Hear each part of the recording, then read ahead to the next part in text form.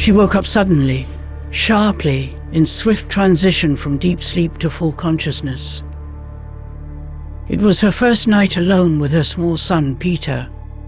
That afternoon, her husband, Paul, had left her. The inevitable climax of months of endless bickerings, violent rows, and mutual bitterness. They had parted in hate and terrible anger. She had not been able to sleep for hours, thinking about their final violent quarrel over their son. Paul had threatened to take Peter with him, and at one stage she'd thought he was going to take him by force, but he changed his mind at the last moment, storming out of the house in a blaze of hate and fury. Sleep had been heavy when it had finally come, but now she was wide awake, and she knew why she had woken. There was someone in the room.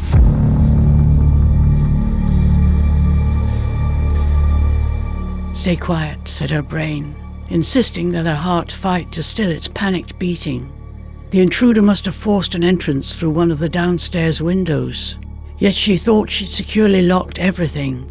She'd made sure of that, especially tonight, now that she and Peter were alone. But a burglar, if he was determined, if he had the time and he was quiet enough, could gain an entry somewhere, no matter how many precautions one took. She lay perfectly still, in an ache of dread and fear. She thought of her young son sleeping in the next room. What if the intruder had entered that way, through Peter's bedroom? Had he been harmed? She prayed not, but what if he should waken, come into her room? Her body remained rigid, her eyes wide open, staring into the blackness about her. She could see nothing. The entire room was in total darkness, the heavy curtains having been pulled right over in order to shut out every chink of light. Yet she knew that a presence stood within the darkness, and moving, silent in the blackness. A confusion of thoughts raced through her mind. Could it be a burglar? This was a very lonely place, a large and lonely house, and there was plenty to steal, plenty to make a break-in well worthwhile.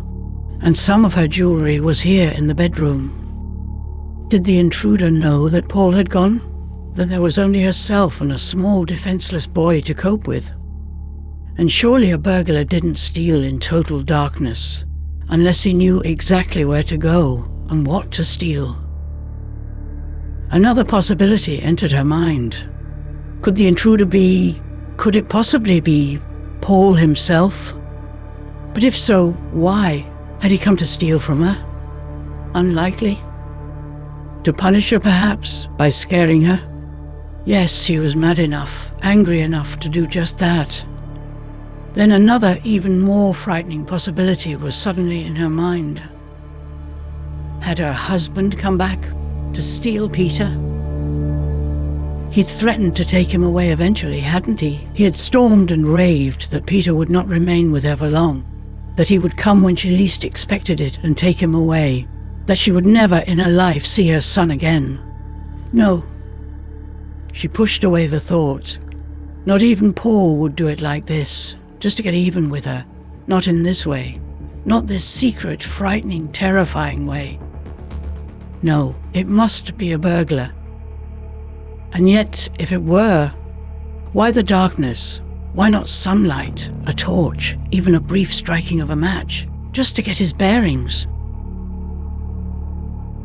Maybe the intruder was waiting, listening, for some sound or movement from her before he dared put on a light. She closed her eyes quickly, lest at any moment a torch might suddenly break the darkness, and he would know she was awake. The darkness remained, and the awful silence. Someone was there, waiting, waiting. Wave upon wave of fear broke over her, until her whole body was adrenched with it. What if she was attacked, killed even? In mental anguish, she visualized the shock to her son when he found her in the morning. That is, if the intruder didn't kill him too, if he hadn't already killed him. No. She was creating terrors that might never come to pass. She tried to rationalize her thoughts. No one had any reason to kill her son. Yet who was it? What was the intruder's intention? Why didn't he make a move? How long had she to lie here, thinking, imagining, tearing at her mind for some solution as to who it was and why he was here? Think! Not who it is, but how to deal with him, what to do. She must do something, anything rather than just lie here. Should she pretend to wake, switch on the light, challenge him, meet the fear, see the danger? Her fingers ached to move towards the lamp beside the bed, but she remained still. There, that was a movement surely. A footstep, a shuffling footstep. And breathing now, soft, light breathing. Whoever it was moving now, and towards her. Her heart was tight with terror, but her mind continued to work furiously as though it were totally apart from her person, desperately thinking, wondering how to deal with the menace in the room. There was a light scraping noise, as if the intruder had knocked into something.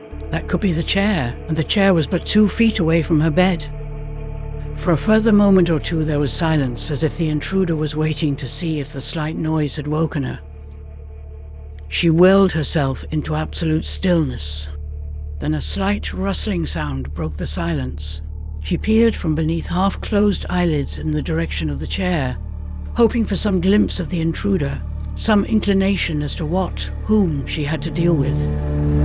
There, just there, her eyes now more used to the darkness, saw a vague outline, a shadow in shadow, but a figure, someone bending over, seeking assurance that she was still asleep.